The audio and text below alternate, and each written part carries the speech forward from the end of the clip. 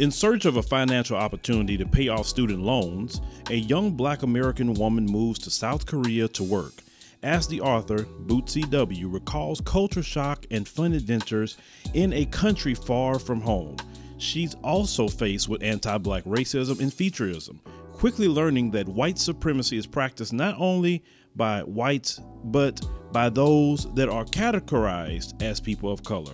Based on her 10 years of living abroad, the book, Ago Igo, compares and contrasts Korea versus the United States on subjects such as code, communal living, racism, effective protests, global alliances, warrior class, music, political correctness, health, aging, money, and the coronavirus. This blunt memoir is uncomfortable, humorous, and educational. Help fight propaganda and mainstream agendas by picking up a copy of Ago Igo on Amazon.com.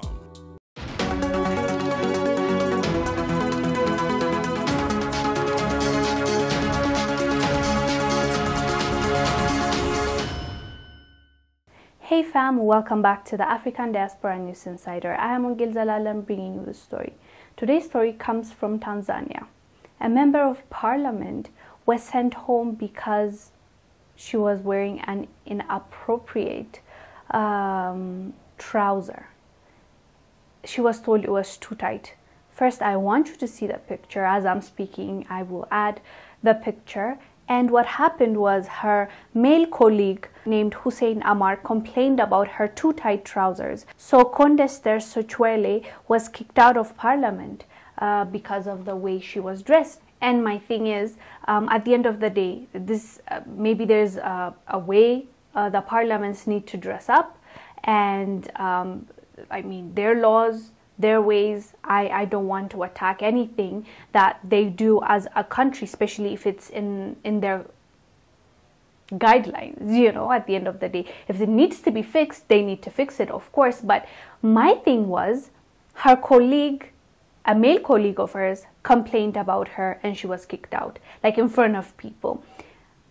Where's the, you know, she's a member of parliament. You know, would they have done that with a man? If they have, okay, fair enough. But, you know, it's kind of degrading. Even if she did something wrong, I feel like they would need to write and give her like as a warning or email so that she doesn't do it tomorrow.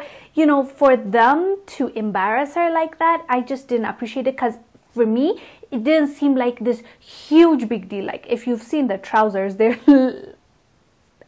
according to me and my culture and what I see around me, it's a decent trouser. She was dressed appropriately. You know, if this was in Saudi Arabia, maybe I'll get it, because they're a Muslim country. They don't accept that. You have to wear specific ways. I don't even know if they have ministers like that, but I can be wrong. If they have, you know, member of parliaments that are women and ministers, but I don't know, because their women were allowed to drive just recently. So I wouldn't put past them.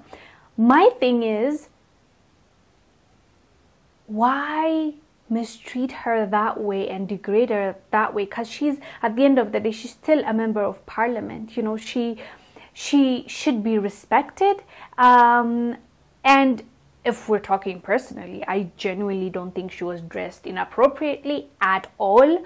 But again, it's according to the Tanzania people and how they want to be perceived, and also if that was in the law, like I'm trying to choose my words carefully, because I don't want to offend my brothers and sisters in Tanzania. At the end of the day, if that's what they want to do, it's up to them, I believe. But if the people are not happy with that, maybe they need to revise it. But I have seen quite a number of Tanzanian people that are dressed way, you know, out there than the lady. So I'm confused. And the fact that she was kicked out in front of people and because of that male colleague does not look good. It just does not look good. It makes it look a bit misogynistic. And trust me, I'm not trying to act like I'm a feminist or anything, but come on, like,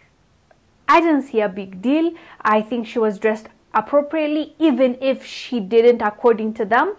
I don't like the way she was treated. Like, that's my thing. I don't like the way she was kicked out in front of people, the way they were looking at her, and, you know, it's just not respectful, you know? Like, that's my thought. And the guy that complained, I'm like, okay, dude, what were you doing looking that side anyways? Anyways, guys, I found it interesting, especially our viewers from the Western world. Please let us know down below what your thoughts are about the trousers, and not only that, how she was kicked out in the middle of the parliament meetings that they were having. Let us know down below. I am Wongel Zelalem bringing you the story. I will see you on the next one. Bye. Are you tired of the rat race in America? Are you ready to visit the motherland to relax and rejuvenate? Are you ready to explore all that Africa has to offer? Then check out the brand new Diversified Game Academy course, Prepare for My First Trip to Africa. Are you worried about being able to afford the trip? We got you. We will show you how to travel either on a budget or as a baller. Learn how to stretch the value of the USD. Did you know that 100 United States dollars is worth over 1,000 South African rand, or 10,000 Kenyan shillings, or 54,250 West African CFA? Are you worried about taking your kids? Get the game from Kellen Cash, a bona fide world traveler, having traveled to almost 20 countries, several of those in Africa. Get the game on taking your kids on their first trips. Learn how to find the best tickets, get the visas, and plan your own adventures in Africa. Don't let Eddie Murphy have all the fun. Plan your own coming to Africa trip starring you, produced by you, and featuring you. If you are ready for a life-changing experience, sign up for our course today, Diversified Game Academy. Get prepared and purchase at diversifiedgame.com. Thank you for watching. Make sure to subscribe to our YouTube channel and download the African Diaspora News Channel app, now available on Google Play and the Apple App Store.